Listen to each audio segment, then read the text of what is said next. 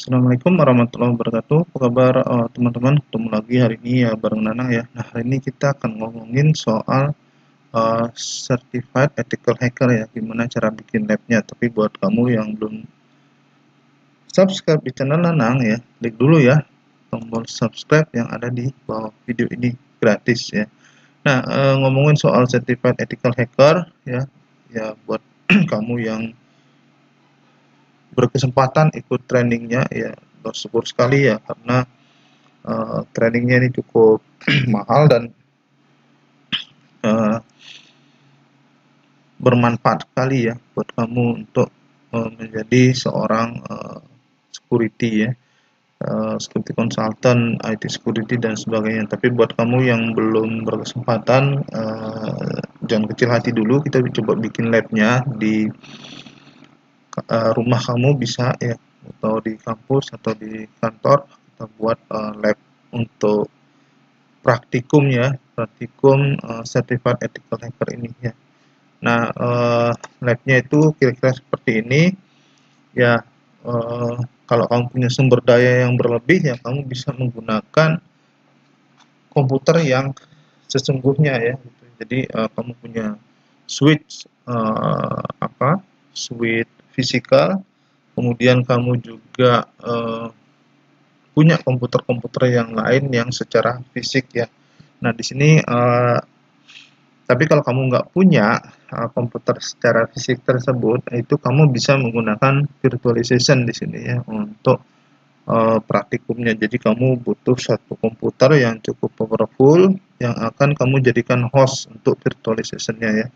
Nah, jadi di host tersebut paling enggak kamu punya RAM yang sekitar 16 sampai dengan 32 GB ya. Kalau punya RAM 64 apalagi 128 itu bagus sekali ya, karena kita bisa menjalankan semua virtual machine yang ada di atasnya. Tapi kalau kamu ini nggak punya ya, kamu bisa jalankan ya 2 atau 3 VM secara berbarengan ya untuk menguji security-nya gitu ya.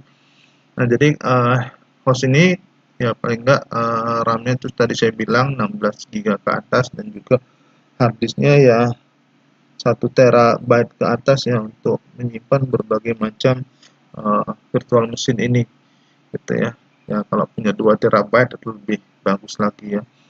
Nah, kemudian kamu siapkan di sini ada beberapa virtual machine yang akan kamu install ya, dengan sistem operasi yang berbeda-beda ya. Ada Windows 10 ya, kemudian VM-nya ada Windows Server 2019, ada juga virtual machine Ubuntu ya, virtual machine Android ya, virtual machine Windows 7, virtual machine Windows XP, dan virtual machine Red Hat ya, gitu ya.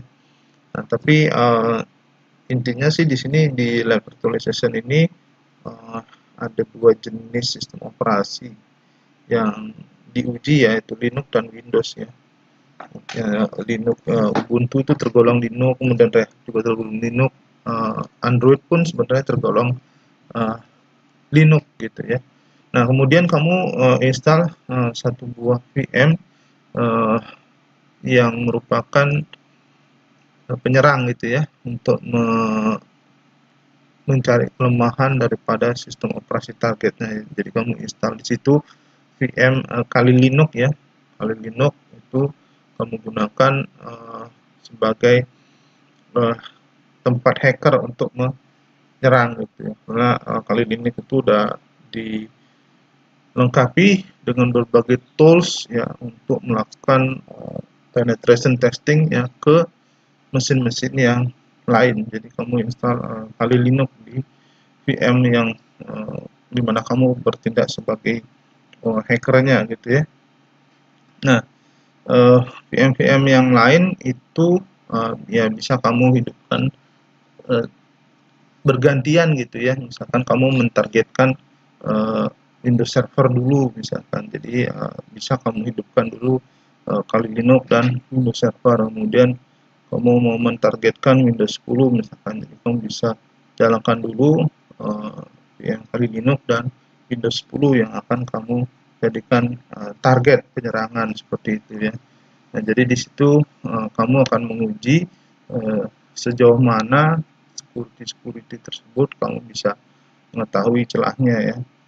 Itu. Tapi di sini ya kita menguji ya berdasarkan istilahnya celah yang sudah diketahui sebenarnya ya, bukan kamu mencari kelemahan-kelemahan baru ya atau vulnerability baru yang terdapat di sistem operasi yang ada ya, yang menjadi targetnya seperti itu.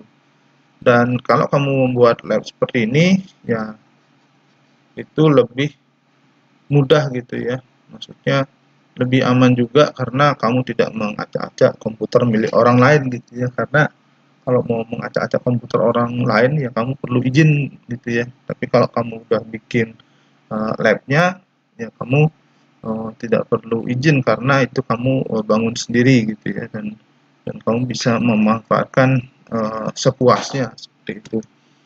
Nah kalau host virtualization-nya itu ya PC biasa ya paling enggak ya prosesornya itu Core i5 ke atas gitu ya, misalkan Core i5, Core i7 atau Core i9 gitu ya, itu bagus sekali.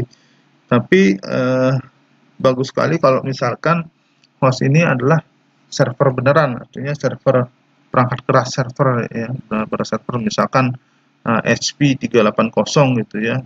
Nah ini kan udah powerful sekali ya karena prosesornya Xeon dan juga memorinya bisa sampai 256 atau 512 GB. Jadi kamu bisa menjalankan virtual mesin sebanyak yang kamu mau seperti itu ya.